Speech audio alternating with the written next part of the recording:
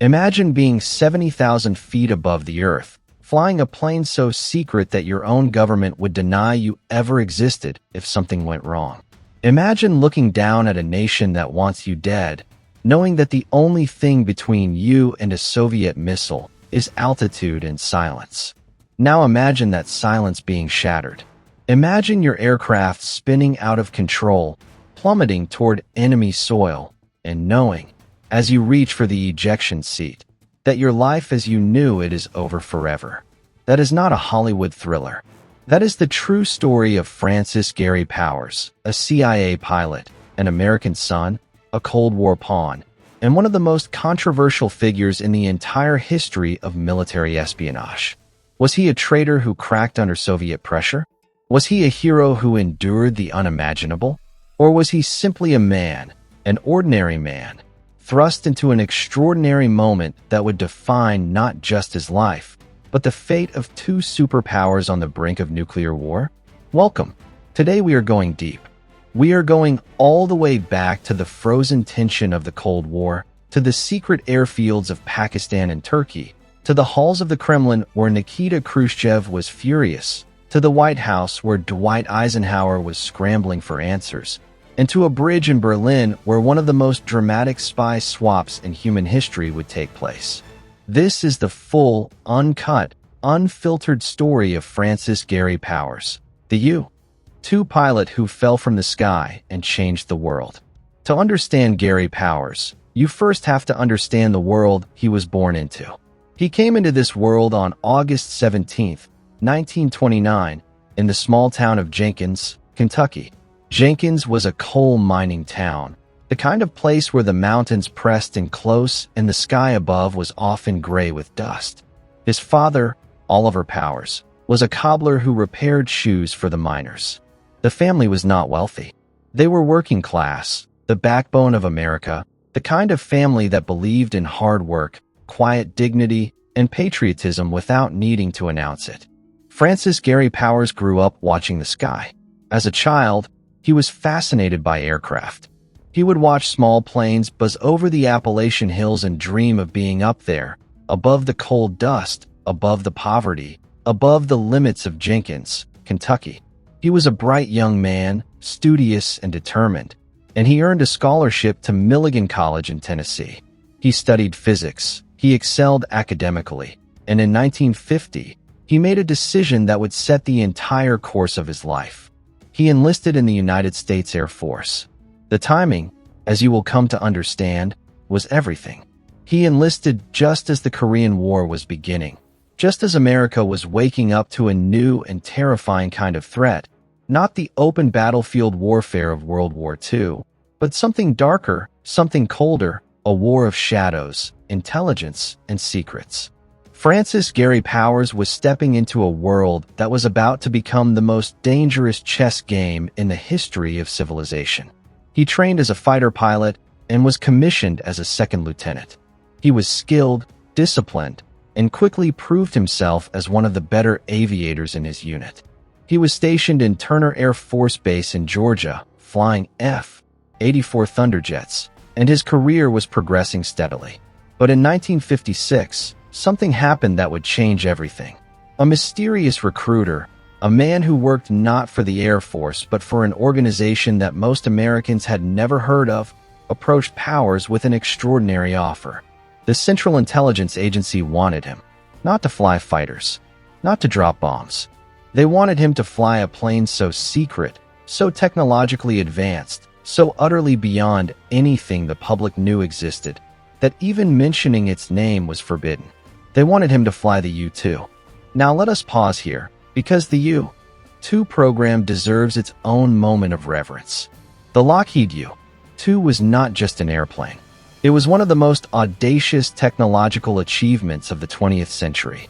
Designed by the legendary Kelly Johnson and his Skunk Works team at Lockheed, the U-2 was built with one purpose in mind: to fly higher than anything else in the world and to photograph what was below with stunning precision. The aircraft had an enormous wingspan of over 80 feet on a fuselage that was incredibly light and fragile. It was essentially a powered glider, a jet engine attached to wings that seemed too long, too delicate, too dreamlike for a military aircraft. But that fragility was the point.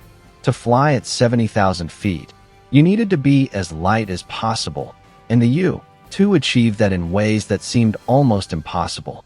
The cameras on the U-2 were extraordinary.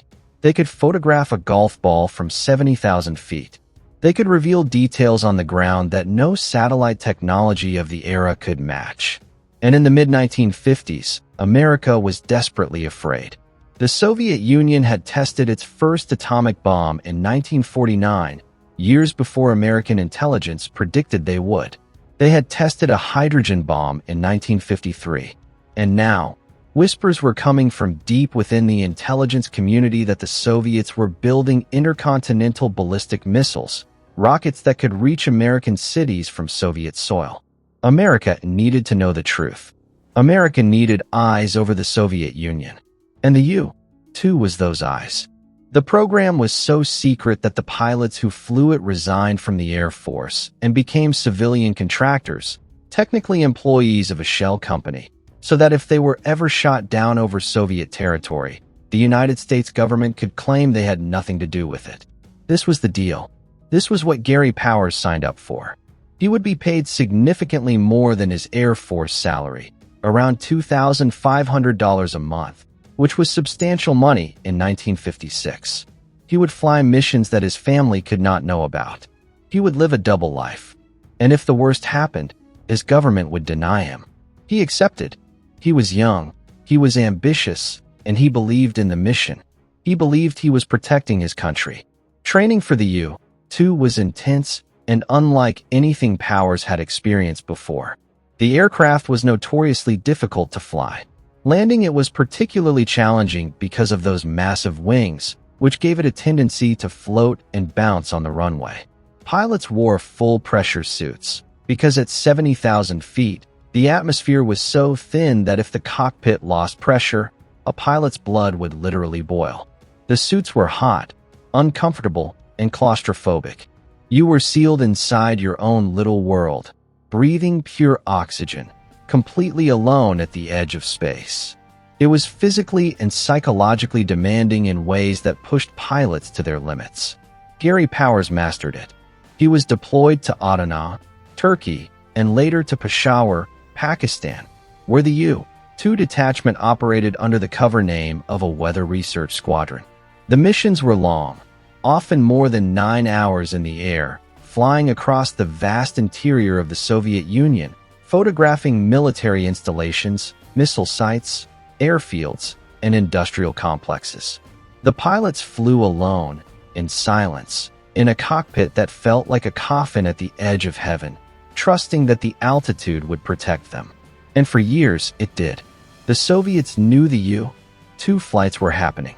Their radar tracked the planes, but their aircraft and missiles simply could not reach 70,000 feet. The U-2 seemed invulnerable. But technology does not stand still, and the Soviet military was pouring enormous resources into developing a surface-to-air missile system that could reach the U-2. The program was called the S-75 Dvina, known in the West as the SA-2 guideline. By 1960, it was operational, and Soviet air defense commanders were waiting for their moment. The mission assigned to Gary Powers on May 1st, 1960, was designated Operation Grand Slam. It was one of the most ambitious U-2 flights ever planned. Powers was to take off from Peshawar, Pakistan, fly across the entire Soviet Union from south to north, photographing priority targets along the way, and land at Bodo Air Base in Norway. The total distance was approximately 3,800 miles. It was a crossing of the entire Soviet Empire at 70,000 feet. It was scheduled for May Day, a date the Soviets treated as one of their most important national holidays, when a large military parade was planned in Moscow.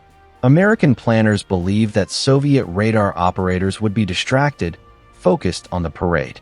It was a calculation that would prove catastrophically wrong. Powers took off from Peshawar in the pre-dawn darkness of May 1st, 1960.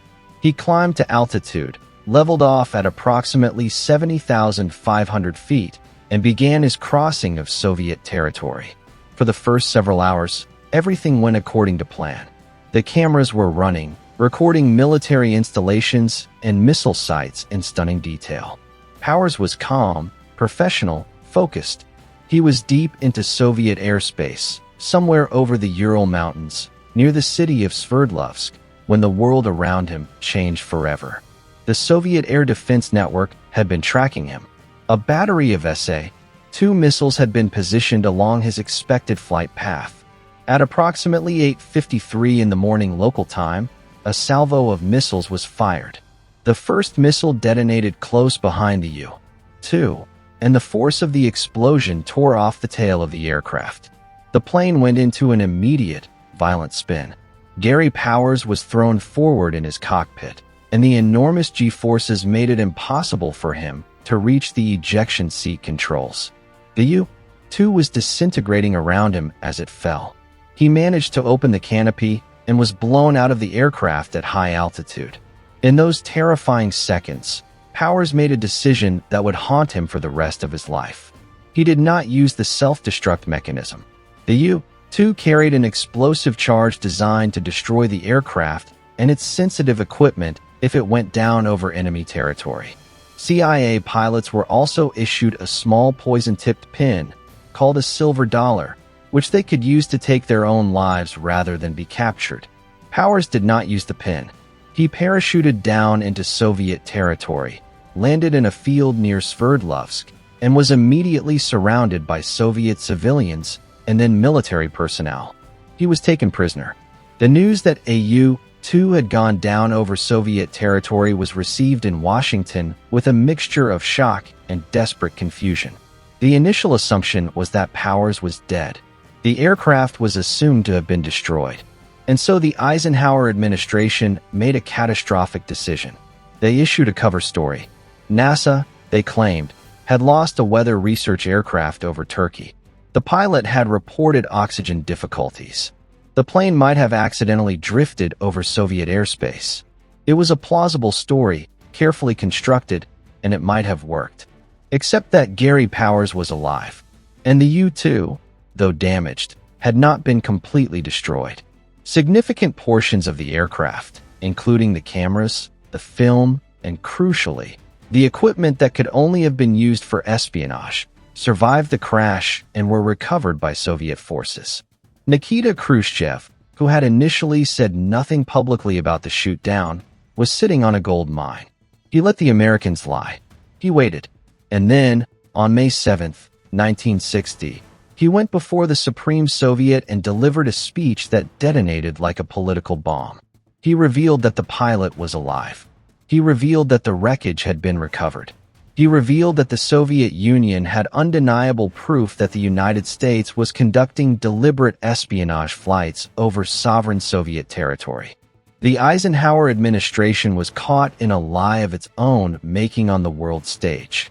It was one of the most significant diplomatic humiliations in American Cold War history. Eisenhower was forced to admit the truth, and in doing so, he became the first American president to publicly admit to authorizing espionage against another nation. A planned summit in Paris between Eisenhower, Khrushchev, British Prime Minister Harold Macmillan, and French President Charles de Gaulle collapsed in fury. Khrushchev withdrew from negotiations. The brief thaw in Cold War tensions that had seemed possible just months before was obliterated. The world was pushed back toward the brink. Meanwhile, Gary Powers was in Lubyanka prison in Moscow. The KGB interrogations began almost immediately. They were not, as Hollywood might suggest, brutal physical torture sessions.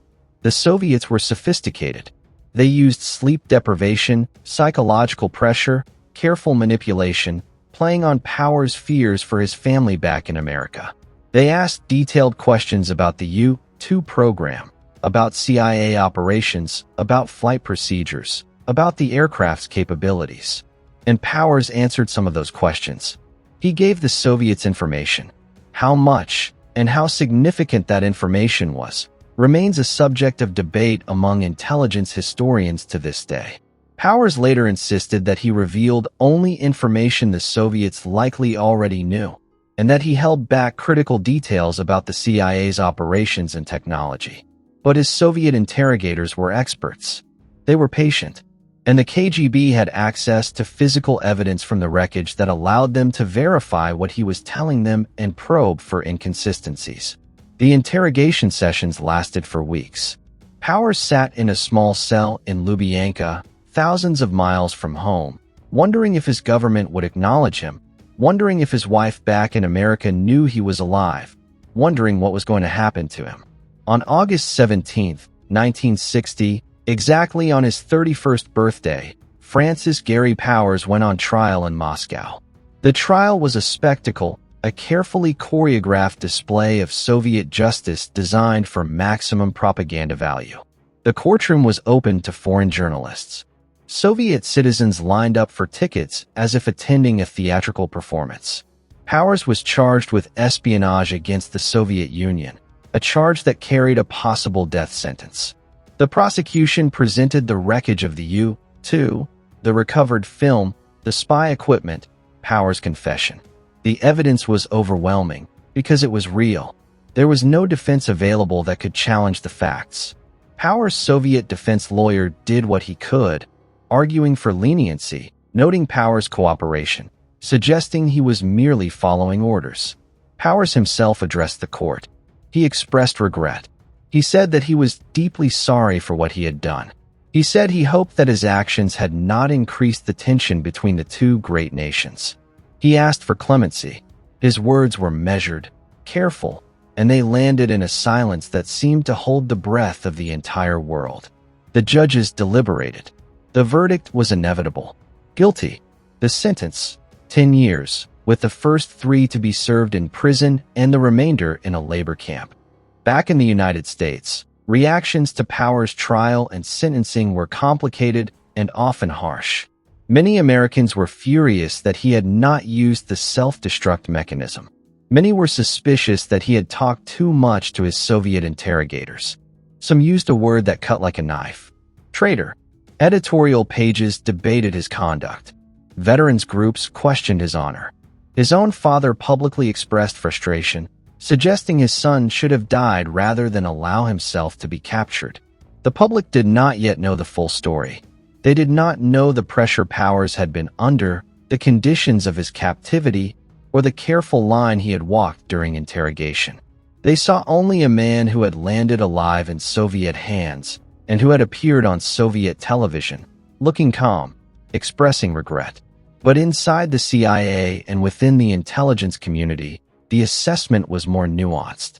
Agency analysts who reviewed everything Powers had said during his interrogations concluded that he had not compromised the most sensitive elements of the U-2 program. He had been careful. He had been more resilient than many expected. The official CIA assessment, when it was finally declassified decades later, rated his performance as acceptable. Not perfect, but acceptable. While the world debated Gary Powers' character, another drama was unfolding entirely in the shadows. The CIA had in its custody a man named Rudolf Abel, one of the most accomplished Soviet intelligence officers ever captured on American soil. Abel, whose real name was William Genrikhovich Fisher, was a KGB colonel who had operated in the United States for years under deep cover, building networks, gathering intelligence, and transmitting information back to Moscow. He had been arrested in 1957 and convicted of espionage, sentenced to 30 years in federal prison. He was, by any measure, an extraordinary prize. And now, with Gary Powers sitting in a Soviet prison, a very particular kind of calculation began to take shape. The man who would broker the deal that changed both their lives was a New York lawyer named James B. Donovan. Donovan was no ordinary attorney. He had served as assistant counsel at the Nuremberg trials, helping to prosecute Nazi war criminals. He was brilliant, tenacious, and completely unafraid of public controversy. He had been assigned as defense counsel for Rudolf Abel, a role that made him deeply unpopular in some circles, given the height of Cold War paranoia. But Donovan believed in the rule of law, and he had given Abel the best possible defense. He had even appealed Abel's case to the Supreme Court. He had lost, but Abel remembered his lawyer's loyalty. And that loyalty would become the bridge across which two men would walk to freedom. Donovan was approached by the CIA, quietly and carefully, to open back-channel negotiations with the Soviets for a prisoner exchange. The idea was simple in concept, breathtaking in its audacity. Trade Rudolph Abel, a high-ranking KGB colonel, for Gary Powers, an American pilot. The negotiations had to be conducted in complete secrecy. Any public disclosure would have derailed them instantly. Donovan worked through an intermediary, a mysterious East German lawyer named Wolfgang Vogel, who had connections to the East German secret police, the Stasi, and through them to the Soviets. The messages went back and forth for months. The Soviets agreed in principle. The details had to be worked out in painstaking, agonizing detail. The location chosen for the exchange was the Glienicke Bridge in Berlin, the elegant arch structure that connected West Berlin to East Germany over the Havel River. This bridge had a particular, almost theatrical significance in the Cold War geography of Europe.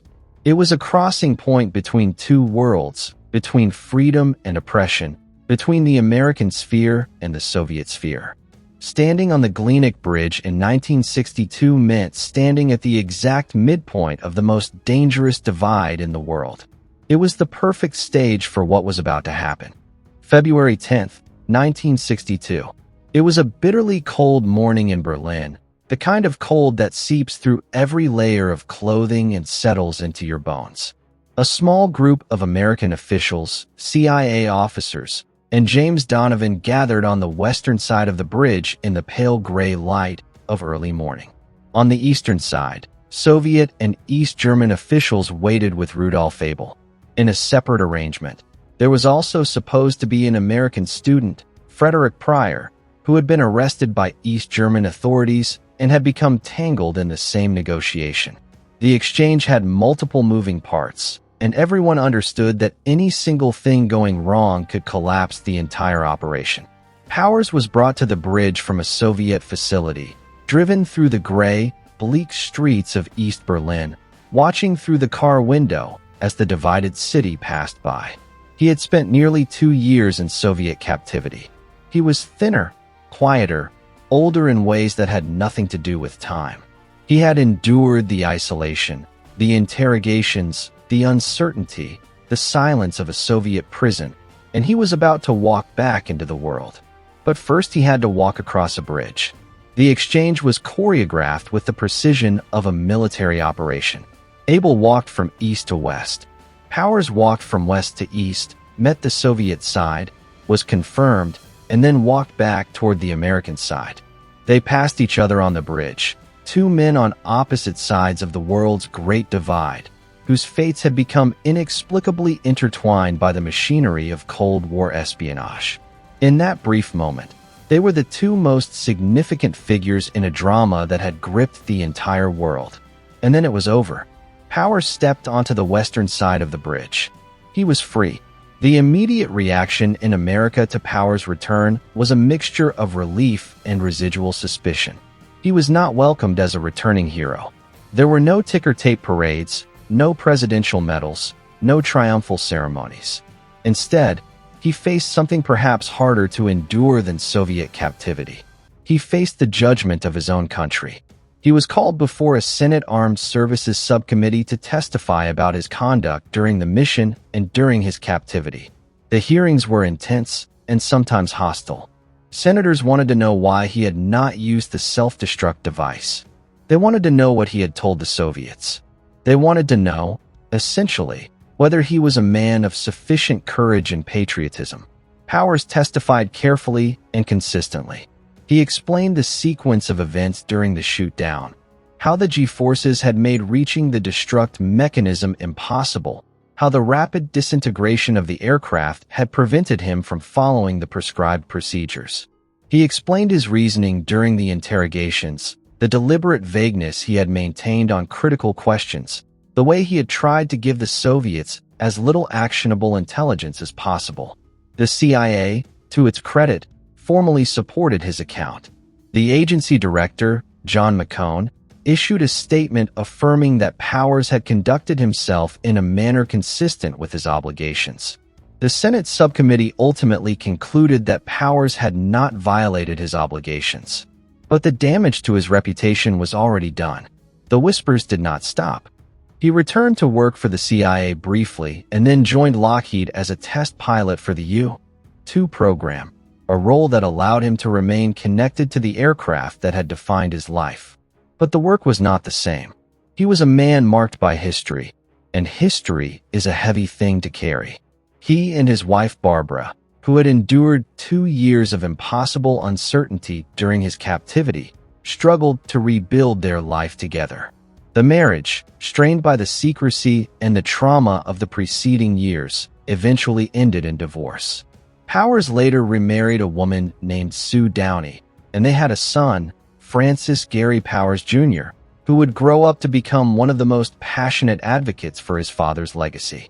Powers found a second act of sorts as a traffic reporter and helicopter pilot for a Los Angeles television station in the 1970s. It was, in many ways, a poignant image. A man who had once flown the most sophisticated intelligence aircraft in the world was now flying over Los Angeles freeways, reporting on traffic jams. But he seemed to find a kind of peace in it, a normalcy that his extraordinary life had long denied him. He was in the air again, which was where he had always felt most himself. And he was doing something useful, something that required skill and precision, something that did not demand secrets. On August 1st, 1977, Francis Gary Powers was flying a helicopter for KBC television in Los Angeles when it ran out of fuel and crashed near Encino. He was killed, along with his cameraman. He was 47 years old. The timing was cruel. He had been working on a memoir. He was finally beginning to tell his story in his own words, to push back against the decades of suspicion and mischaracterization that had followed him since 1960. He died before he could fully complete that work of personal reclamation. The response to his death was muted in the national press.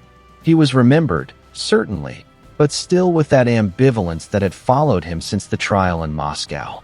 The debate about his conduct, about whether he had done the right thing in the cockpit and in the interrogation rooms, did not immediately resolve.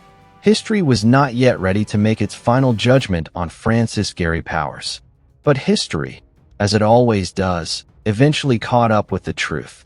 Over the decades that followed his death, the declassification of CIA documents, the opening of Soviet archives, and the patient advocacy of his son Gary Powers Jr. began to piece together a picture that was very different from the narrative of failure and suspicion that had dogged him in life. The CIA's own classified after-action reports, when they were eventually released, concluded that Powers had performed admirably under extraordinarily difficult circumstances.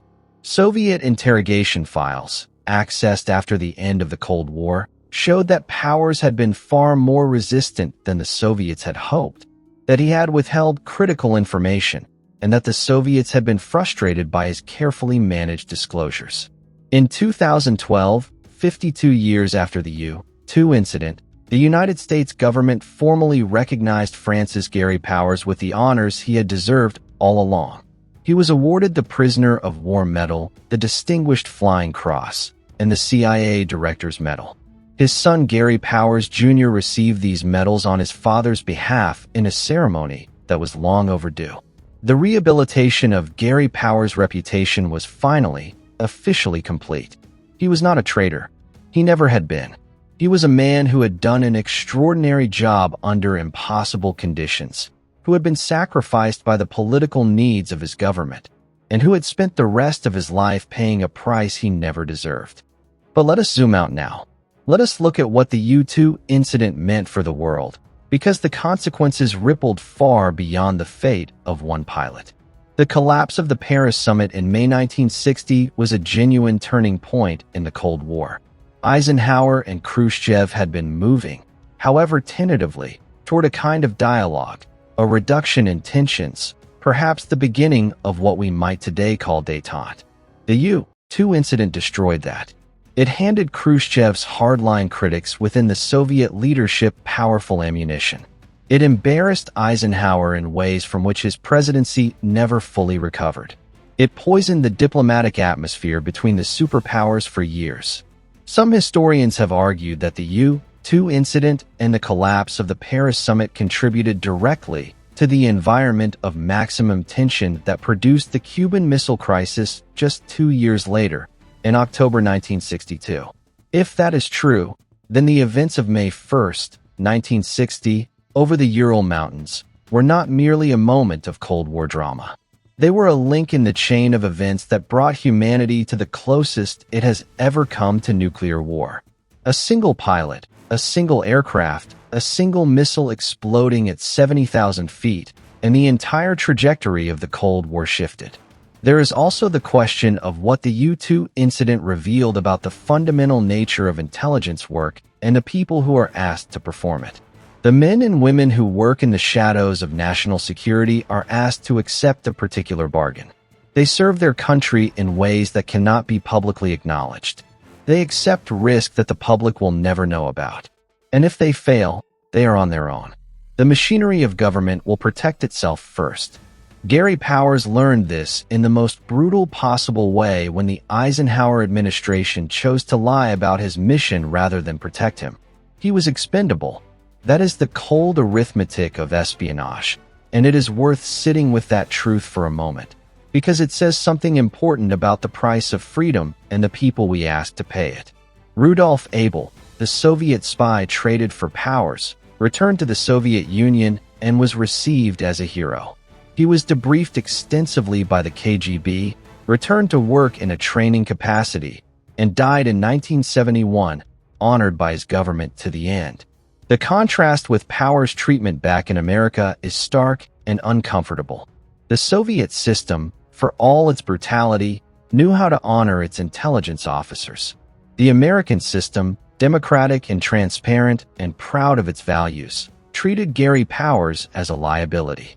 James Donovan, the lawyer who brokered the exchange, went on to further extraordinary service.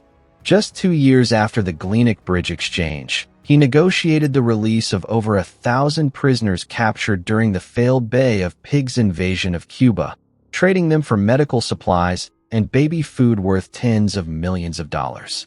He was, in many ways, the most remarkable figure in the entire U-2 drama, a private citizen who took on the machinery of Cold War diplomacy with nothing but intelligence, integrity, and extraordinary nerve. His story was eventually told in the 2015 Steven Spielberg film Bridge of Spies, with Tom Hanks playing Donovan. The film brought the story of the Glenick Bridge exchange to a new generation, though Gary Powers' role was somewhat reduced in the dramatization. The U-2 itself continued to fly. The program was not ended by the 1960 incident. The aircraft was modified, improved, and continued to be one of the most valuable intelligence platforms in the American arsenal. U-2s flew reconnaissance missions over Cuba during the Missile Crisis of 1962, providing the photographic evidence that confirmed the presence of Soviet nuclear missiles. Those photographs, shot by U-2 cameras similar to the ones Gary Powers had carried on his fateful mission, are among the most consequential intelligence images in American history. They were the evidence that Kennedy needed to confront Khrushchev. They may have saved the world. The U-2 is still in service today. More than 60 years after Gary Powers' aircraft was shot down over Sverdlovsk, modernized U-2 variants continue to fly intelligence missions. The aircraft has been continuously updated with new sensors, new cameras, new electronic intelligence systems, but the basic design, those impossibly long wings, that delicate fuselage, that extraordinary altitude capability, remains essentially what Kelly Johnson and his Skunk Works team designed in the mid-1950s. It is one of the most enduring aircraft in the history of aviation, and its longevity is a tribute to the vision of those who created it and the courage of those who flew it. Gary Powers Jr. has spent much of his adult life working to honor his father's memory and to educate the public about the U-2 program and the Cold War intelligence history that surrounds it. He founded the Cold War Museum in Virginia, which works to preserve the history and artifacts of the Cold War era. He has written about his father, spoken about him at events around the world, and worked tirelessly to ensure that the record is set straight. The work of a son reclaiming his father's honor is one of the more quietly moving stories within this already extraordinary history. There is a particular kind of injustice that attaches itself to people who serve in secret. Because their service cannot be publicly acknowledged, when things go wrong, they have no public record of honor to stand behind. Their country cannot say, "Look at everything this person did. Look at the missions they flew. Look at the intelligence they gathered. Look at the risks they took." All of that is classified. All of that is hidden. And so the public sees only the failure, only the capture, only the appearance on Soviet television, only the courtroom in Moscow. The full measure of Gary Powers' service and sacrifice was invisible to the American public at the time, and that invisibility almost destroyed his reputation. It took decades, and the tireless work of historians and his own son, to make that service visible. To make clear that Gary Powers flew more than 24 missions over some of the most dangerous airspace in the world. To make clear that the intelligence he gathered was of enormous strategic value to the United States. To make clear that when his aircraft was shot down and he landed in Soviet custody, he performed with a professionalism and resilience that the CIA itself ultimately acknowledged. The medals came late. The recognition came late. But they came. When we think about Francis Gary Powers today, we should think about what he represents in a broader sense. He represents the thousands of men and women who serve their countries in shadows, who take risks that the public will never know about, who accept a bargain that offers no public glory, only the private knowledge that they are doing something necessary, something important, something that matters. He represents the particular danger of Cold War logic, the way that great power competition reduces individual human beings to pieces on a geopolitical chessboard, to be sacrificed when necessary and forgotten when convenient. And he represents, ultimately, the possibility of justice delayed but not denied. He was not honored in his lifetime as he deserved, but he was honored. His name was cleared. His courage was acknowledged. His service was recognized. The story of Gary Powers is also, at its deepest level, a story about truth. The American government lied when his aircraft went down. It lied reflexively, because that was the instinct of the intelligence apparatus, to protect itself before protecting the people who serve it. And that lie made everything worse. It humiliated Eisenhower. It destroyed a diplomatic summit. It pushed the world further toward nuclear danger. And it began the process of poisoning Gary Powers' reputation even before the facts were known. The truth, when it finally came out, as it always eventually does, was far less damaging than the lie had been. But the truth came too late to save the summit, too late to save the relationship between Eisenhower and Khrushchev, and in many ways, too late to fully save Gary Powers himself, who spent the rest of his shortened life in the shadow of suspicion. Standing today at the Glienicke Bridge in Berlin, which is now just a bridge, a crossing point in a unified Germany where tourists walk and cyclists pass, and the Havel River moves quietly beneath, it is hard to imagine that cold February morning in 1962. It is hard to imagine the weight of what that exchange meant.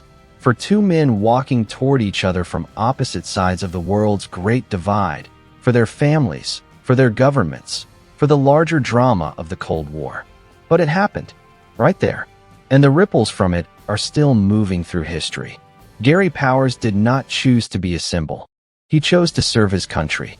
He chose to fly missions that needed to be flown. He chose, in the worst possible circumstances, to hold on to as much as he could and give away as little as possible. He chose, when he came home to suspicion and hostility, to keep his head up and tell his story as honestly as he could. He chose, in the ordinary days that followed extraordinary ones, to keep flying, because flying was what he loved, because the sky had always been where he felt most himself, most free, most alive. And he died in the sky, which is perhaps the only ending that, in some quiet and complicated way, fits the life he lived. Francis Gary Powers was not perfect. No one is. He was a man of his time, shaped by the pressures of the Cold War, by the particular demands of Secret Service, by the extraordinary circumstances that history placed him in without asking his permission. He made decisions under pressure that others, safely removed from that pressure, judged harshly. He endured captivity that others, safely at home, dismissed too quickly. He came back to a country that was not sure it wanted him, and he lived out his days in the long shadow of a controversy that was never fully his fault. But here is what is true. He flew when his country needed him to fly. He held on when his country needed him to hold on. He came home and told the truth when telling the truth was painful and unfashionable. And he deserved better than he got. That is the final verdict of history on Francis Gary Powers. He deserved better. And knowing that, understanding that, honoring that truth is the least we can do for a man who gave so much in the service of a country that was slow to give him the recognition he earned. The Cold War is over. The Soviet Union no longer exists. The Glienik Bridge is just a bridge. But the questions that Gary Powers' story raises are not over. They are not old questions. They are questions that every democracy in every generation must wrestle with. What do we owe the people who serve in secret? How much truth does the public deserve about the operations conducted in its name? What does loyalty mean when the government that asks for your loyalty is willing to deny your existence if things go wrong? These are not comfortable questions. They are not questions with easy answers. But they are questions worth asking, because the answers we give them say everything about who we are as a society and what we truly value. Francis Gary Powers spent his life looking up at the sky. As a child in the cold dust of Jenkins, Kentucky. As a young Air Force pilot climbing away from Georgia airfields. As a CIA contractor pushing the U-2 to 70,000 feet over the Soviet Union. As a prisoner looking up through a small window at a strip of Russian sky. As a traffic reporter in a helicopter over Los Angeles, watching the city move beneath him. The sky was always where he found himself. And in the end, it was where history found him too. Not as a traitor, not as a failure, but as a man who flew when it mattered, held on when it was hardest, and told the truth when truth was the most difficult thing of all. That is the story of Francis Gary Powers. A story of courage, of sacrifice, of political betrayal, of eventual redemption. A story that belongs not just to one man, but to the entire extraordinary, terrifying, fascinating chapter of human history that we call the Cold War. A story that deserves to be told again and again until we finally understand not just what happened in that cockpit over the Ural Mountains on May 1st, 1960, but what it means. What it still means. What it will always mean.